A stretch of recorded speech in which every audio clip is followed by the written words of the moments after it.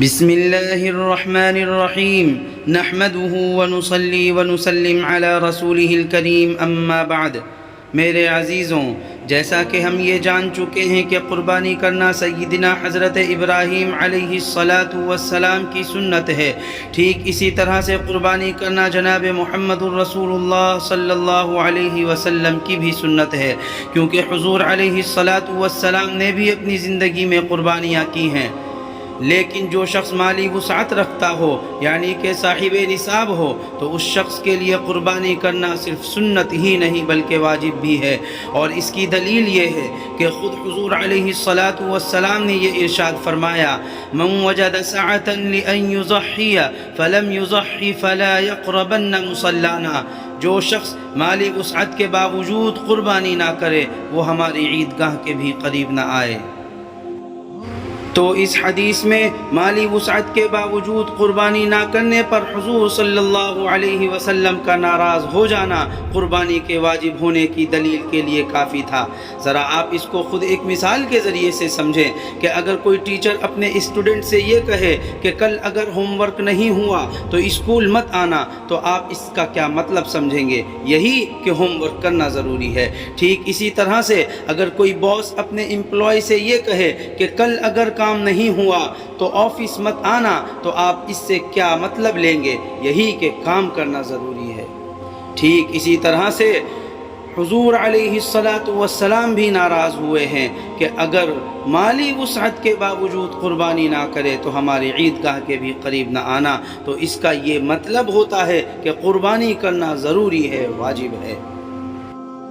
اسی طرح سے ایک اور حدیث میں حضور علیہ السلام کا یہ ارشاد ہے کہ اللہ رب العزت کو ابن آدم کا کوئی بھی نیک عمل قربانی کے دنوں میں قربانی سے زیادہ محبوب اور پسندیدہ نہیں ہے۔ ان کے علاوہ بھی کئی اور قرآنی آیات و احادیث قربانی کی فضیلت میں، قربانی کی اہمیت میں وارد ہوئی ہیں، لیکن پھر بھی آج کل لوگ بڑی کشمکش میں رہتے ہیں اور وہ یہ کہتے ہوئے نظر آتے ہیں کہ قربانی سے کیا حاصل ہوتا ہے۔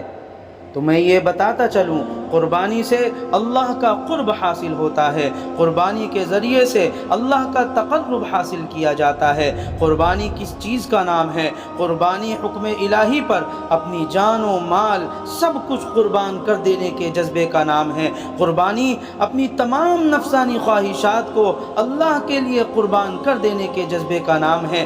حکم الہی کے مقابلے میں اعزہ و اقارب، بیوی بچے، ماں باپ، خاندان، قوم و ملت، کسی کو ترجیح نہ دینے کے جذبے کا نام ہے۔ حضرت ابراہیم علیہ السلام نے صرف ایک قربانی پیش نہیں کی تھی، بلکہ اپنی پوری زندگی کا ایک ایک لمحہ اللہ تعالیٰ کی اطاعت و فرما برداری میں گزارا تھا۔ اللہ کی طرف سے جو بھی حکم نازل ہوا فوراً تعمیل کی، جان مال، ماں باپ، وطن مکان، لخت جگر، غرض کے سب کچھ اللہ کے لیے قربان کرنے کے لیے تیار ہو گئے۔ ہمیں بھی قربانی کے ذریعے سے یہی سبق لینا چاہیے، ہمیں بھی قربانی سے یہ حاصل کرنا چاہیے کہ جب اللہ کا جو بھی تقاضا ہوگا، جب اللہ کا جو بھی حکم ہوگا، ہم اس کو سر تسلیم خم کر کے ماننے کے لیے تیار ہیں۔ میں یہاں پر ایک بات اور بتاتا چلوں، ایسا نہیں ہے کہ قربانی صرف اللہ رب العزت نے ہی مانگی ہے، بلکہ قربانی کا تصور، قربانی کا کانسیپٹ انسان کی ذہنیت میں پہلے ہی سے موجود ہے۔ کیا ہم دیکھتے نہیں کہ انسان اپنی جان کی قربانی تک دے دیتا ہے، کبھی اپنے لوگوں کے لیے، کبھی اپنی زمین کے لیے، کبھی اپنے ملک کے لیے، حتیٰ کہ کبھی اپنے سے پیار کرنے والوں کے لیے۔ کیا ہم نے کبھی یہ نہیں سنا کہ لوگ کہتے ہیں کہ تمہارے لیے تو ہماری جان بھی حاضر ہے؟ کیا ہم یہ نہیں دیکھتے کہ ایک پرائم منسٹر کی جان کی حفاظت کے لیے 8 لوگ اپنی جان کو داؤ پر لگا کر کھڑے ہوئے ہوتے ہیں؟ تو صرف ایسا نہیں ہے کہ اللہ نے ہی جان کی قربانی مانگ لی، لیکن اگر اللہ نے جان کی قربانی مانگی بھی ہے اپنے تقرب کو حاصل کرنے کے لیے، تو وہ انسان کی جان کی قربانی نہیں مانگی بلکہ جانور کی جان کی قربانی کو مانگا ہے۔ مگر ان سب باتوں کے باوجود بھی عید الاضحیٰ کے موقع پر طرح طرح کی باتیں لوگوں کے ذریعے سے گھڑی جاتی ہیں۔ اور جیسا کہ آج کل اسلام سے تعصب رکھنے والے لوگ، اسلام و فوبک ذہنیت کے مالک لوگ، اسلام بیزار لوگ، مذہب بیزار لوگ آج کل نئی نئی باتیں بتاتے ہیں، نئی نئی باتیں بناتے ہیں، قربانی کے نقصانات گناتے ہیں، تو میں اسی بات پر ذرا سی روشنی ڈالتا چلوں۔ کیا قربانی سے معاشی نقصان ہوتا ہے؟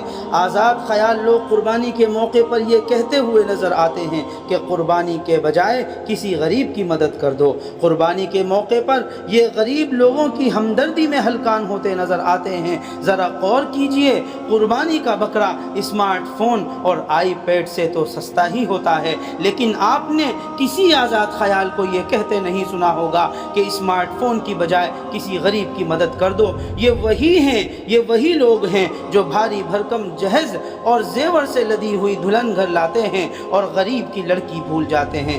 دوستوں اور رشتہ داروں کی منگنی، مہندی، مایو، برتھ ڈے پارٹیوں اور ویلنٹائن ڈے گفٹ پر لاکھوں لاکھ روپے سالانہ خرچ کر ڈالتے ہیں، لیکن انہیں غریب لڑکیوں کی شادی بس قربانی کے موقع پر ہی یاد آتی ہے۔ یہ وہی لوگ ہیں جو برانڈ کے اور برانڈڈ چیزوں کے نام پر سالانہ لاکھوں لاکھ روپے خرچ کر دیتے ہیں، لیکن غریب کے چولہے کا کبھی خیال ان کے بیچاروں کے دماغ میں کبھی نہیں گزرتا۔ کیا صرف قربانی کے موقع پر ہی یہ یاد آتا ہے؟ اور اسی طرح سے ان جیسے شرانگیز لوگوں کی باتوں میں آ کر، ان جیسے فتنہ پرور لوگوں کی باتوں میں آ کر کچھ بیچارے سادہ ذہنیت کے مسلمان، کچھ بیچارے کم علم والے مسلمان اس طرح کی باتیں کرنے لگتے ہیں، ایسے سوالات کرنے لگتے ہیں کہ کیا قربانی کرنا ضروری ہے؟ کیا قربانی کی جگہ ہم صدقہ نہیں کر سکتے؟ تو ایسے سوالات کرنے والے لوگوں کو میں یہ جواب دینا چاہتا ہوں کہ مسلمان کا یہ جذبہ ہوتا ہے، مسلمان کا یہ عقیدہ ہوتا ہے کہ اگر اس کا ملک اس کی جان کی قربانی مانگے گا تو مسلمان اپنی جان کی قربانی دینے کے لیے تیار ہے۔ اگر اس کا ملک اس کے مال کی قربانی مانگے گا تو مسلمان اپنے مال کی قربانی دینے کے لیے تیار ہے۔ اور یہی نہیں، حتیٰ کہ اگر مسلمان کی ماں سے اگر ان کے بیٹوں کی قربانی مانگی جائے تو مسلمان مائیں، مسلمان باپ اپنے لخت جگر کی، اپنے بیٹوں کی قربانی دینے کے لیے بھی تیار ہیں، اور ایسا ماضی میں ہو چکا ہے۔ ملک کی آزادی میں مسلمانوں کا بھی خون شامل ہوا ہے، ہم نے یہ کر کے دکھایا ہے۔ ملک کی آزادی کے لیے مسلمانوں نے اپنی جانوں کا نذرانہ پیش کیا ہے۔ جب گلستاخوں کی ضرورت پڑی سب سے پہلے ہی گردن ہماری کٹی، پھر بھی کہتے ہیں یہ ہم سے اہل چمن، یہ چمن ہے ہمارا تمہارا نہیں۔ ہم نے اس کا نذرانہ پیش کر کے دکھایا ہے۔ تو ٹھیک اسی طرح سے جب اللہ رب العالمین ہم سے ہماری جان کی اگر قربانی مانگے گا تو ہم اپنی جان کی قربانی دینے کے لیے بھی تیار ہیں، لیکن وہ احکم الحاکمین ہے، وہ رحمان الرحیم ہے، وہ غفور الرحیم ہے، وہ عفو درگزر کرنے والا ہے۔ اس نے جان کی قربانی مانگی تو ہے لیکن قبول نہیں کی، اس نے جانور کی قربانی ہماری جان کے بدلے میں قبول کی۔ اللہ رب العزت نے رہتی دنیا تک کے لوگوں کو یہ باور کرا دیا، یہ بتلا دیا، یہ جتلا دیا کہ انسان کی جان کی اہمیت کبھی بھی جانور کی جان کی برابر نہیں ہو سکتی۔ ان سب باتوں کے باوجود لیکن پھر بھی اگر کوئی شخص اپنے آپ کو زیادہ ہوشیار سمجھتے ہوئے یہ کہے گا کہ جانوروں کی جان کی بھی تو کوئی قیمت ہوتی ہے، تو میں یہ کہوں گا کہ ہاں، آج ہی سے وہ میڈیسنز لینا بند کر دے جن کا ایکسپیریمنٹ جانوروں پر ہوا ہے، آج ہی سے ایسے انجیکشنز لینا بند کر دے جن کا ایکسپیریمنٹ جانوروں پر ہوا ہے، آج ہی سے ایسے میڈیکل آپریشنز کرانا بند کر دے جن کا پہلے جانوروں پر ایکسپیریمنٹ ہوا ہے۔ لوگوں یہ سب بہکاوے کی باتیں ہیں، انسانی جان کی قیمت کے مقابلے میں کوئی چیز اہمیت نہیں رکھتی، جیسا کہ آج کل لوگ جانوروں کے نام پر انسانوں کی جان لے لیتے ہیں۔ کیا یہ غلط نہیں ہے؟